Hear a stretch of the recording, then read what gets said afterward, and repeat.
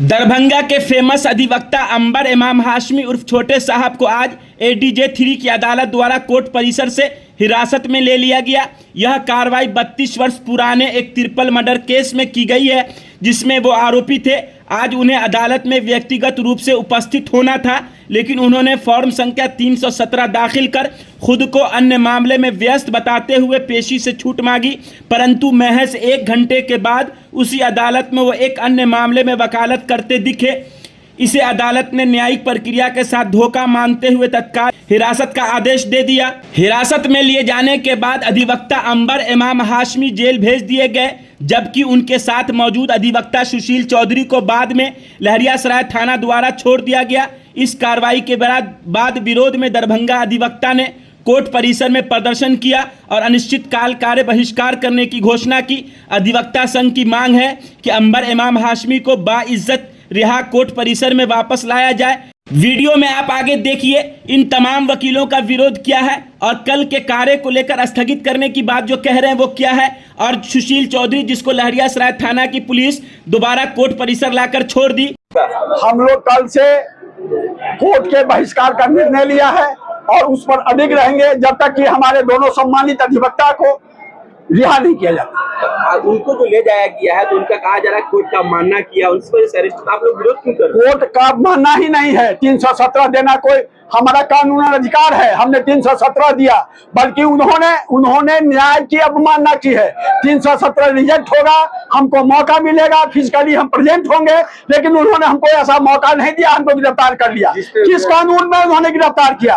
हमको honourable court से bell मिला हुआ है, हम बेल पर हैं। हमने कोई टेम्पर नहीं किया, हमने कोई जुडिशियल रिकॉर्ड में छेड़छाड़ नहीं की, हमने कोई गड़बड़ी नहीं की। हमको क्यों बुला करके घसीट करके ले जाया गया? ये मत दिखलाता है क्योंकि यहाँ के जिला जज और थर्ड एडिशनल अपनी मनमानी पर अड़े हुए हैं, जिसको हम लोग नहीं चलने देंगे। गिरफ्तारी हुई 2 लोगों की गिरफ्तारी, एक अंबर इमाम हाशमी और छोटे बाबू जो एक केस में अभियुक्त थे। उन्होंने 317 का पिटीशन दिया था, लेकिन उनके 317 के पिटीशन को रिजेक्ट करने के बाद उनको कस्टडी में ले लिया गया और उसकी विषय में पूछने जब शायद सुशील जी गए थे तो उनको भी कस्टडी में ले लिया और उन्हें घसीटते हुए थाना की ओर ले गया। पुलिस आपको ले जा रही थी, कहाँ ले गई, फिर कब छोड़ दी आपको? हम धन्यवाद देना चाहते हैं अपने अधिवक्ता समुदाय को, जिनके दबाव में मुझे बाइज्जत लहरियासराय थाना अध्यक्ष रिहा किया। और हम लहरियासराय थाना अध्यक्ष को भी धन्यवाद देना चाहते हैं कि चूंकि पुलिस कांस्टेबल के द्वारा मुझे पकड़ा गया, घसीट कर ले जाया गया, लेकिन उनके थाना पर पहुंचने के बाद थाना अध्यक्ष ने स्पष्ट कहा कि आप इनको क्यों डिटेन कर रहे हो भाई, ये एक्यूज नहीं है। तब इसको अधिवक्ता समुदाय बर्दाश्त नहीं करेगा। एक वरीय न्यायिक पदाधिकारी के इशारे पर जिस ढंग से आज हमारे वरीय अधिवक्ता को 317 खारिज करते हुए उनको कस्टडी में लिया गया, यह बिल्कुल पूरे बिहार में फूकेगा, ये मैं आप लोगों को बताना चाहता हूं। अधिवक्ता कमजोर नहीं है, अधिवक्ता समाज का मार्गदर्शक है और अधिवक्ता अब संघर्ष प्रारंभ कर दिया है। कल से प्रारंभ होगा और यह तब तक जारी रहेगा जब तक जुडिशियल सिस्टम में करप्शन नहीं समाप्त हो जाता है। मामला क्या था? आपको जिस तरह से प्रशासन ले गई और वहाँ लहरियासराय थाना ने आपको फिर छोड़ा है बाइज्जत, आप कह रहे हैं, तो क्या गलती उनसे हो गई? गलती यही हुई कि उनको लगा कि हम अंबर इमाम हाशमी हैं। चूँकि थाना अध्यक्ष उस समय थे नहीं, पुलिस कांस्टेबल वगैरह जो थे वो जबरदस्ती सीढ़ी पर घिसते हुए, कॉलर पकड़ते हुए, मारते हुए ले गए। अब हम मानहानि का मुकदमा 1 करोड़ का करेंगे, उसकी तैयारी कर रहे हैं सारे अधिवक्ता समुदाय से बात करके। ऐसे कांस्टेबल पर जिन्होंने आपको ले गए उन पर आप मानहानि का केस करेंगे? हम जिला पुलिस प्रशासन से मांग करना चाहते हैं कि आप सीसीटीवी फुटेज देखिए, हमको कौन ऐसा पदाधिकारी किसके इशारे पर ऑफिसर्स ऑफ दी कोर्ट को घसीटते हुए थाना पर पैदल ले गया मारते हुए।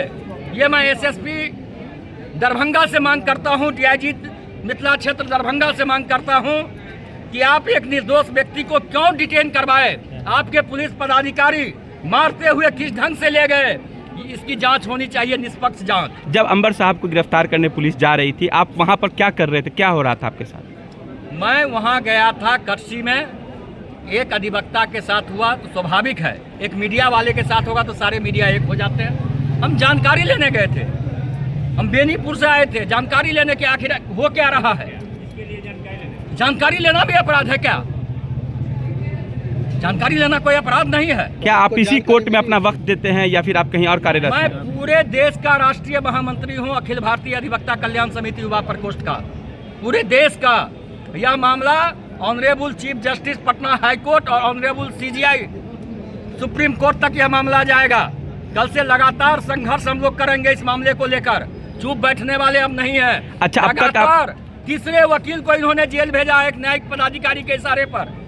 इससे पहले मुझे भी 52 दिन फर्जी मुकदमा में जेल भेजा गया, एक करण कुमार गुप्ता को जेल भेजा गया, आज हमारे वरिष्ठ अधिवक्ता अंबर इमाम हाशमी को जेल भेजा गया।